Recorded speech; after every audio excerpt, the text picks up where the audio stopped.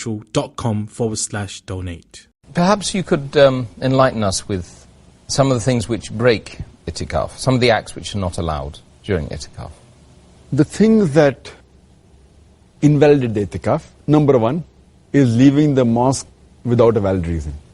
As I mentioned in my earlier answer, unless it be for relieving oneself, or if to go for call of nature, for urination or for defecation, or for doing wudu or having a bath or ghusl, or if no one can get food and if he has to go to get food. These are the only conditions. As a last resort, it's allowed. So unless it's for a valid reason, a person cannot leave the mosque. As I mentioned earlier, but nowadays, alhamdulillah, since there are toilets and bathrooms attached to the mosque, this requirement itself is a rare occasion. So number one is, if a person leaves the mosque without a valid reason, the itikaaf is invalidated. Number two, if a person has sexual intercourse with his wife, as Allah says in the Quran, in Surah Baqarah, chapter number 2, verse number 87, that do not associate with your wives while you are in retreat in the mosque. While doing itikaaf in the mosque, don't associate with your wife. So all the scholars unanimously agree that if you have a sexual relationship with your wife, the itikaaf is invalidated. But if the wife touches you, just normally, maybe she comes to give you food and she touches, then it's no problem at all. But if your wife touches with passion, or you touch her with passion, or you embrace or kiss, all the scholars agree that it is makruh, it is detestable.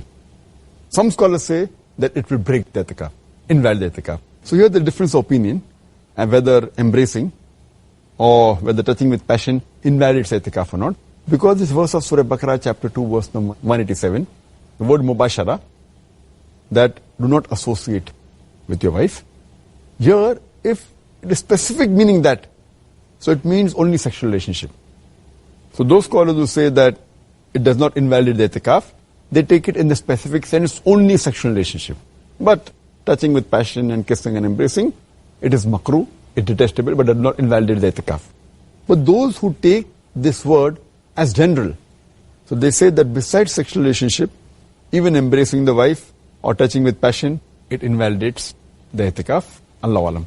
Allah knows the best. The third thing that invalidates the itikaaf, it is menstruation and postnatal bleeding, post-childbirth bleeding. The fourth thing that invalidates the itikaaf, it is committing any major sin. The fifth is insanity, whether the insanity is due to madness, due to taking any drugs or medicine, or it is due to alcohol, taking any khamr, any intoxication. Because the ibadah should always be done in sanity. It should be done when the person is sane. If it's done in insanity, then the ibadah is not valid. And the last thing which invalidates the itikaaf, it is apostasy. As Allah says in the Quran, in Surah Az-Zumar, chapter number 39, verse number 52. Surah Az-Zumar, chapter 39, verse number 65. That it was revealed to you as it was revealed to people that came before you. That if you join in worship God besides Allah, then all your fruits will be useless. It will be fruitless. And in the hereafter, you will not get reward for all your spirituality. Therefore, if anyone does shirk or turns away, does kufr or does apostasy, then the itikaaf is invalidated. So these are the 6 things which invalidate itikaaf.